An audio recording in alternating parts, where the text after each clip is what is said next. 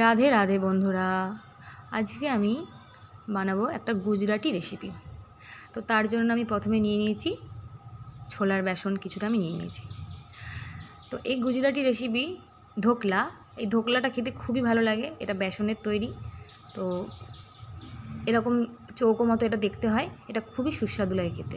তার জন্য আমি প্রথমে উপকরণে নিয়ে নিয়েছি ধনে পাতা, কারি পাতা, কাঁচা লঙ্কা, কিছুটা আদা আমি গ্রেট করে নিয়েছি এখানে, এক টুকরো লেবু এবং কালো সর্ষে, এগুলো আমি নিয়ে নিয়েছি।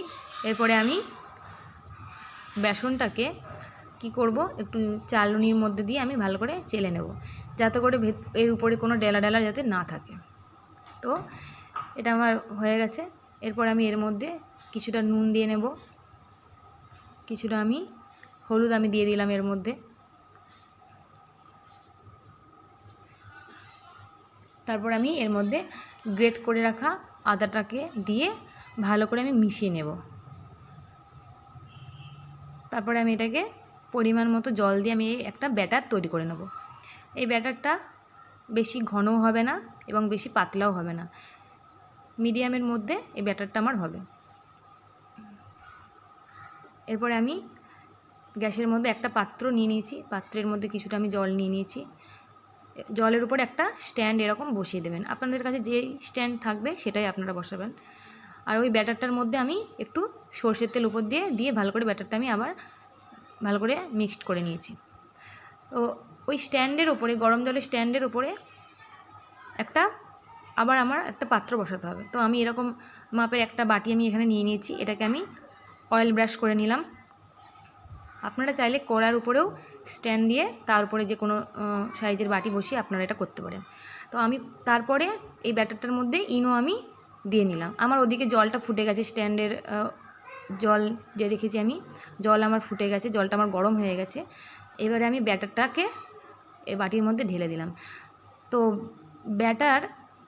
ব্যাটারের মধ্যে ইনোটা দিয়ে কখনোই আপনারা জল গরম বসাতে যাবেন না, আগে জলটা গরম হয়ে যাবে, পুরো জলটা রেডি হয়ে যাবে, তারপরেই আপনারা ইনোটা দিয়ে ভালো করে হাতে করে নাড়িয়ে তারপরে আপনারা এই গ্যাসের মধ্যে এর মধ্যে বসাবেন।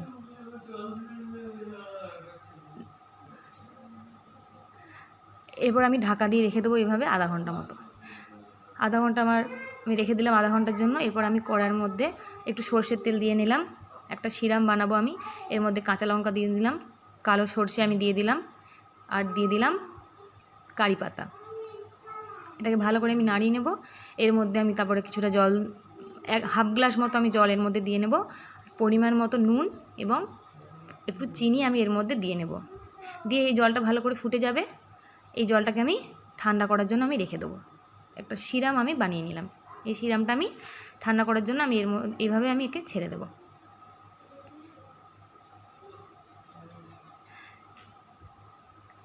এটা আমার হয়ে গেছে, দেখুন আমি এই স্টিকটা রাখলাম, দেখলাম এর গায়ে কিছু লেগে আসছে না, সুতরাং এটা আমার হয়ে গেছে, রেডি আমার হয়ে গেছে, ধোকলা আমার রেডি হয়ে গেছে।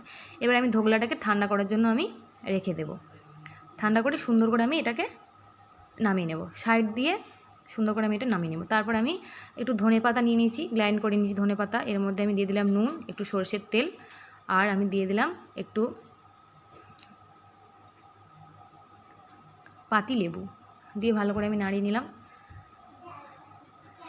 এটা কাঁচা লঙ্কাও দিয়েছিলাম এর মধ্যে, দিয়ে ভালো করে আমি নাড়িয়ে নিলাম। হয়ে গেল আমার ধনেপাতার চাটনি।